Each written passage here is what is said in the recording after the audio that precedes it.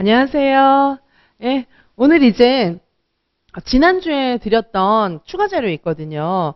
거기서 혹시 기억이 나실지 모르겠는데 지속 가능한 발전 교육부터 할 차례예요. 지난주에 여기 가치 교육하고 뭐 이런 거 공부했던 거 기억나시나 모르겠어요. 그래서 지속 가능한 발전 교육 여기서부터 이제 보셔야 하고요. 그리고 이제 오늘은 사회관계 영역 중에서 교재는 여기서부터 공부를 할 거예요. 그래서 유아사회과학 교육과 교수학습 방법 여기서부터 할 겁니다. 그래서 지리교육부터 교재는 이렇게 나갈 거고요. 그런데 우리 교재 같은 경우에는 전체적으로 이렇게 내용을 이해할 수 있게 이렇게 정리를 잘 해놔서 이 내용을 보시면은 유아사회과학 교육에서 이런 걸 가르쳐 주는구나 하고 이렇게 이해를 하실 수 있을 거예요. 근데 이제 요즘에는 시험 문제가 사회과가 훨씬 많이 강화가 돼가지고 막 이 범위를 벗어나는 문제들도 상당히 많이 나오거든요. 그래서 추가 자료가 오늘 또 나가요. 뭐냐 하면은 이렇게 이 자료가 꽤 볼륨이 있는 자료가 나가는데 이게 이제 표로 전체적으로 사회과학 교육에 대한 거 정리를 쫙 다 해놨어요. 그래서 이걸 다 외워 막 이렇게 생각하시지 마시고 다 외우라는 뜻은 아니에요. 쭉 훑어보세요. 쭉 훑어보시는데 이따가 제가 이것도 빠른 리뷰를 해드릴 거예요. 이거 다 설명하면 이제 다음 주까지 계속 이것만 하고 있어야 돼가지고 이제 그렇게는 안 할 생각이고 선생님들께 요거를 이따가 리뷰를 쭉 해드릴 거예요. 교과서로 먼저 진도를 나가고 그 다음에 쭉 빠른 리뷰를 해드릴 거예요. 근데 이를테면 뭐 선생님들이 방향, 위치 예를 들면 지리에서 방향, 위치 이런 거 엄청 헷갈리시잖아요. 자, 근데 여기 이제 정의도 명확하게 나와 있고 그 다음에 이제 교육 내용, 구체적인 예시까지 있으니까 아무래도 이해하시기가 좋을 것 같아요. 물론 제가 설명을 하겠지만은 설명을 들을 때는 이해가 가는데 설명 다 듣고 나면 다시 이제 원점으로 돌아가는 경우가 많잖아요. 그럴 때 이제 보시라는 얘기고 쭉 훑어보시고 예를 들면 진짜 나 이거 헷갈렸는데 이랬던 거는 이렇게 한번 보세요. 보시고 그리고 이제 나머지는 쭉 그런 선생님들마다 왜 모르는 거 아는 거 이런 부분이 다 다르잖아요. 그러시니까 이렇게 쭉 한번 쭉 리뷰를 해보셔야지 이거를 다 외우는 식으로 접근하면 안 돼요. 이거 다 외워도 시험에 나오면 틀려요. 왜냐하면 이게 문제로 또 풀어봐야 되거든요. 근데 제가 이제 자료 드릴 때는 대체로 문제로 푸는 걸 염두에 두고 예시라든가 이런 것들을 다 많이 들어드리기는 하는데 우리가 한번 딱 봤다고 알 것 같으면 컴퓨터지 사람이 아니잖아요. 그래서 이거를 다 외워도 어차피 리뷰를 하나 외우나 시험 결과는 같아요. 왜냐하면 그런데 왜 읽으라는 거야? 근데 리뷰만 해서도 맞추는 문제도 많이 있거든요. 그래서 전체적으로 제가 설명도 해드리겠지만 선생님들은 머릿속에 이렇게 큰 그림을 그리셔야 되잖아요. 그래서 이런 자료를 제가 드리는 거예요. 제가 이제 많은 자료를 드리는데 문제도 많이 풀어보고 그거를 모조리 다 막 그 스캔하듯이 머릿속에 이렇게 들어가지도 않거니와 그렇게 외워서 점수하고 크게 연결도 안 돼요. 근데 제가 많은 자료를 드리는 거는 전체적으로 이해를 하시면 분명히 문제를 맞출 수 있거든요. 그래서 전체적으로 이해를 할 것도 있고 외울 것도 있고 물론 그런데 제가 늘 말씀드리지만 기본적으로 달달달 진짜 다 외워야 될 건 암기장이에요. 다 외워야 될 건 암기장이고 그리고 나머지는 이해를 해주시는 건데 이제 이해를 하면서 내가 진짜 잘 몰랐던 게 이런 게 걸리는 것들은 이제 외우셔야 되는 거예요. 외워야 할 것도 많죠. 나중에 이제 문제 풀면서 모범 답안도 좀 외워보셔야 되고 할 것들이 많은데 드리는 모든 자료를 다 외우는 식으로 접근하면서 막 스트레스 받으시면 안 됩니다. 전체적으로 한번 훑어보시고 이렇게 하셔야 되고 이건 제가 이제 훑어드릴 거예요. 그래서 이런 내용들을 제가 쭉 정리를 역사도 그렇고 선생님들 뭐 이런 개념 하나하나가 헷갈리는 거고 이런 개념 하나하나가 문제로 나올 때 많은 선생님들이 틀려요. 봤지만 그래서 이제 여기 예시까지 같이 있고 하면 이해하시기가 훨씬 좋을 거예요. 그래서 이거를 가지고 계시면서 이제 필요한 거 나올 때마다 다시 맞춰보고 그리고 이건 우리가 계속해서 문풀에서 또 많이 풀 거기 때문에 그때 문풀 하면서도 또 깨달아지고 알아지는 게 많을 거예요. 그래서 계속 해 나가셔야 하고 지금 그리고 이제 제가 많은 선생님들과 공부하면서 이제부터는 제가 개인 지도 같은 경우에도 드라이브를 막 걸고 있어요. 처음에는 선생님들이 참 바쁘고요, 힘들고 아프고요, 뭐 얘기하면은 네 알겠습니다. 막 네, 잘하고 계세요. 막 이런 식으로 이제 그 조금 용기를 드리는 쪽으로 이렇게 진행을 해왔는데 이제 지금부터는 이제 조금 제가 드라이브를 좀 걸고 있어요. 그래서 그런지 선생님들도 많이 열심히 하고 계십니다. 풀타임 선생님 기준으로 지금 같은 경우에는 제가 순공, 그냥 이제 엉덩이 붙이고 자리에 앉아 있는 시간만 말씀드리는 거 아니고 순공으로 쳤을 때 이제 풀타임을 기준으로 순공으로 쳤을 때 평소에 한 7시간 그 정도를 기준으로 제가 말씀을 드리고 있어요. 그리고 주 1회 정도는 순공 10시간을 넘겨봐라 이렇게 말씀을 드리고 있거든요. 그래서 한번 훅 넘겨보는 경험이 되게 필요해요. 그러면 일병행 선생님이고 육아맘이시고 이러면 시간이 4시간이 그게 아니잖아요. 시간이 4시간이 아니기 때문에 그걸 막 무리하게 어거지로 막 맨날 밤새면서 공부할 수는 없는 노릇이에요. 그렇게 접근하시는 거는 이제 무리한 접근이에요. 그래서 그렇게 하시면 안 되고 저는 지금 풀타임 선생님의 기준을 말씀드렸고 일병행 육아맘 선생님들은 각자마다 상황이 다릅니다. 그러니까 제가 지금 풀타임 선생님들이 아무리 풀타임이라도 하루에 순공 7시간 하려면 책상에 한 10시간은 앉아 있어야 되거든요. 그러려면은 그 풀타임이라고 다 할 수 있는 게 아니에요. 그리고 이제 일주일에 하루 정도 10시간을 하기 위해서는 진짜 아침 9시부터 한 새벽 한두 시까지는 꼬박 앉아 있어야 그 정도 시간이 나오거든요. 그러니까 일주일에 하루만 그렇게 해보시라고 말씀드렸고 이제 그거는 지금 이런 루틴을 계속 돌리지는 못해요. 그러니까 제가 선생님들하고 공부 이렇게 제가 어드바이스 드릴 때 이번 주만 그렇게 해보세요. 그렇게 말씀을 드리거든요. 그러니까 이제 시범적으로 그렇게 한번 좀 해보면 좋다는 거죠. 그렇게 하면은 내 역량이 확 올라가요. 그래서 풀타임 선생님들은 이제 지금부터 스타트 그거를 좀 말씀드리고 일병행 선생님들은 각자 시간에 맞추셔야 합니다. 그래서 이제 어떤 선생님들은 제가 이제 통화도 해보고 개인지도 하면서 얘기도 해보고 이렇게 하는데 걱정되는 분들한테는 제가 막 전화도 하고 또 저한테 연락도 해주시고 이러는데 시간이 없는 분들은 일병행 선생님 하루에 3시간씩 주무신다는 분도 계시고 막 이러는데 제가 그렇게는 하지 마시라고 당부를 드려요.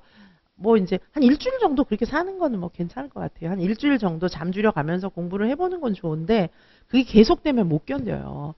그래서 일주일 정도는 뭐 괜찮을 것 같아요. 내가 이거 다 끝내야지 막 그런 생각을 하실 때 잠들여 가면서 막 그렇게 할 수 있는데 그거는 아직은 조금 시기상조인 것 같아요. 왜냐하면 잠들여 가면서 막 링거 맞아가면서 공부하는 거는 공부가 어느 정도 돼가지고 이것만 해야 되겠다 이런 느낌이 들 때 이제 그게 효율이 나는 건데 지금은 아직 그런 공부가 쌓여있는 시점은 좀 아니거든요.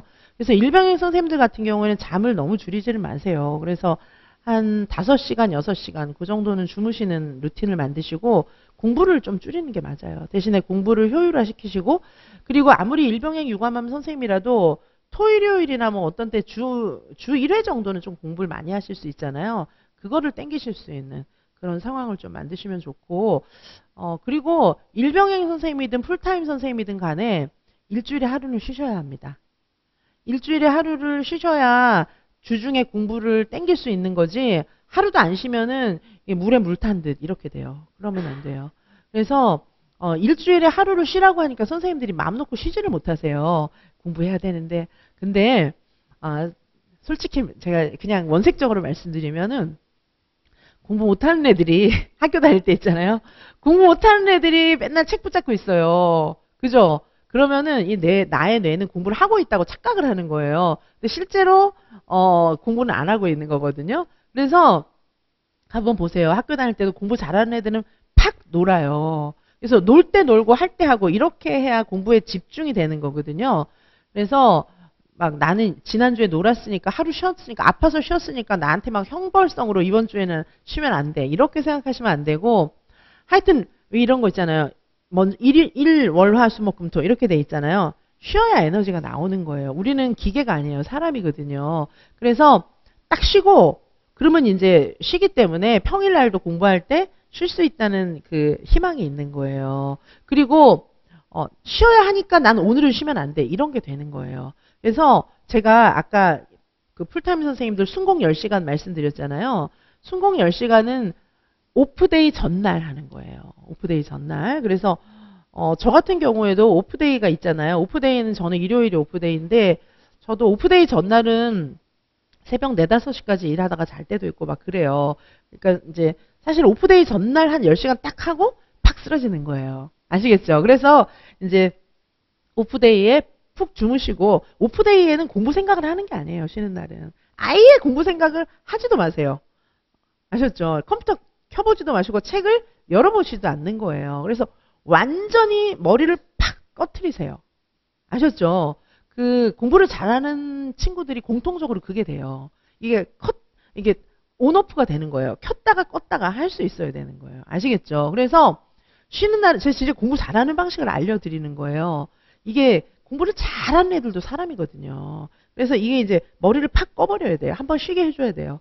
그리고 내가 자고 내가 좋아하는 거 해서 먹고 뭐 내가 만나고 싶은 친구는 너무 많이 만나지는 마시고 내가 평소에 같이 놀고 싶어 했던 강아지, 고양이 이런 애들 데리고 노세요. 왜냐하면 사람은 이게 잔상을 많이 남겨요. 그래서 그게 사람을 만나는 건 걔가 했던 말, 표정 뭐 이런 게 생각이 나가지고 그리고 걔한테서 받은 상처 뭐 이런 게 생각이 나서 다음 날까지 막 그게 이어지거든요. 그러니까는 저도 말씀드리지만 제가 박사 논문 쓸 때 고생 많이 했다고 말씀드렸잖아요.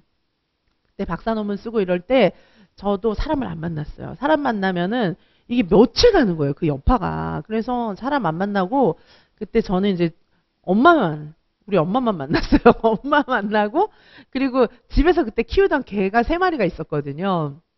할머니, 엄마, 아들 이렇게 있었어요. 걔네들하고 우리 엄마하고 그러니까 가까운데 맨날 차 가지고 이제 뭐 바닷가를 간다든지 이런 식으로 해서 그냥 쉬다 오고 그것도 막 그냥 운전도 내가 안 하고 엄마 시키고 저는 그냥 이렇게 누워서 갔다가 오고 막 그랬었어요. 그러면 진짜 쉬는 것 같아요. 근데 사람을 만나고 이러면은 이게 그날 하루만 오프해야 되는데 2, 3일 오프를 해버려요.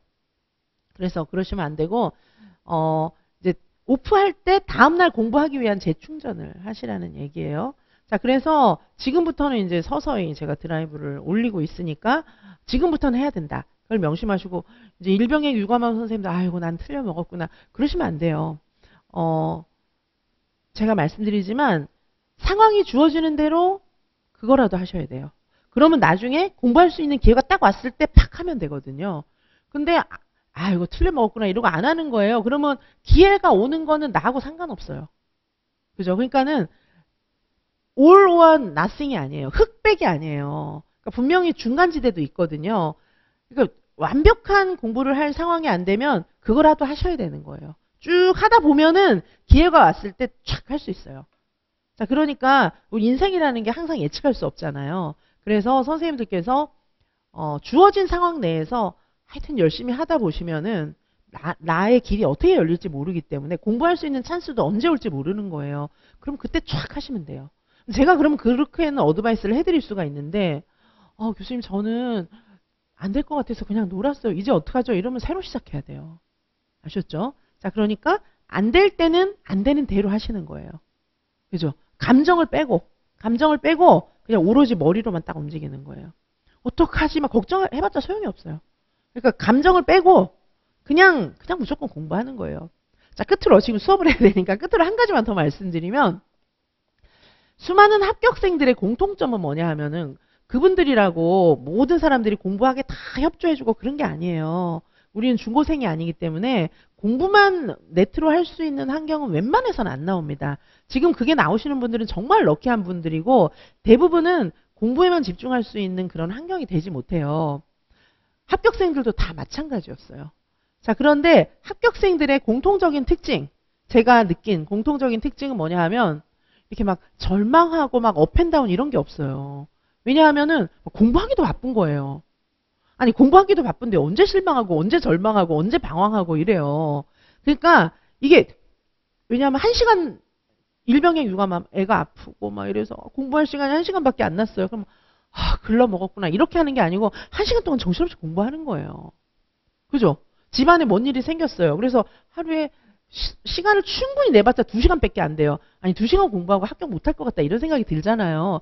틀려 먹었구나 이러는 게 아니고 2시간밖에 못하니까 막 열심히 하는 거예요. 그러다 보면 시간이 나요. 아셨죠? 그러니까 합격생들이라고 막 진공 상태에서 공부를 할 수 있었던 건 아니에요. 근데 공통점은 방황할 시간이 없어요. 공부를 해야 되기 때문에. 자, 그래서 선생님들 모두 방황할 시간이 있으면은 아, 나는 지금 별로 시험 붙고 싶지 않구만 내가 한마디로 배가 불렀구나 이렇게 생각하시면 돼요.